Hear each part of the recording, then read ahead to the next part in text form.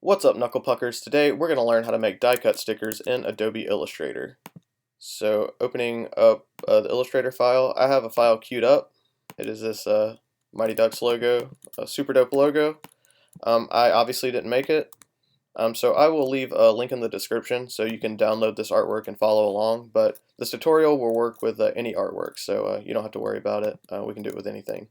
But I did pick this logo because it's not a perfect circle or square. It kind of has all these irregular shapes coming off of it. So it's a little bit harder to make into a die cut, but I'm just going to show you kind of a quick trick that makes it pretty easy actually.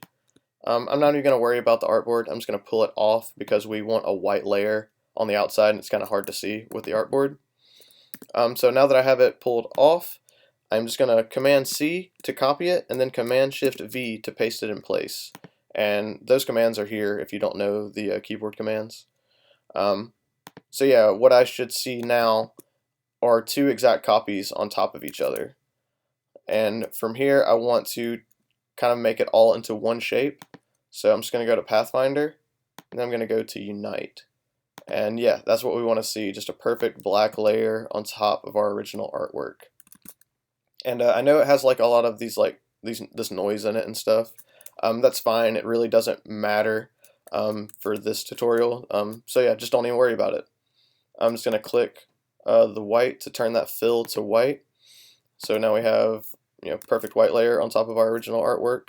And then I'm going to Command Shift and hit the left bracket in order to send it to the back. So now we should have our perfect artwork on top of the white.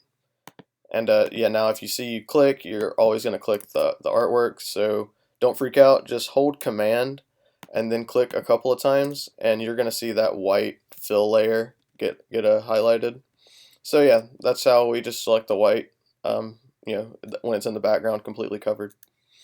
And from here, this is where we make the actual die cut. We're going to go to Object, Path, and Offset Path, and we're going to see this this option box.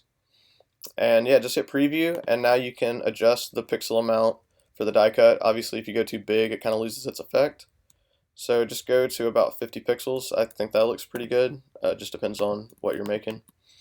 And yeah, that's done. You can now we need it on the artboard if we're going to actually ship it to a printer. So Command G, and just to group all of it together. And then back on your Align panel, make sure you're aligned to artboard and align it horizontally and vertically. And yeah, that thing's ready to go. You can see that it's all highlighted now. I'm just going to pull a black layer over it just so you can see it. But don't do that if you're shipping it to a printer. Just leave it on the white background. Yeah, but that's over, or this is over rather. We're done with this. There's no more to do.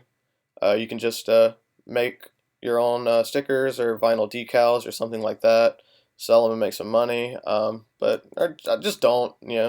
Just make it for yourself. Who cares? Yeah, just do that. Thanks for watching. Bye.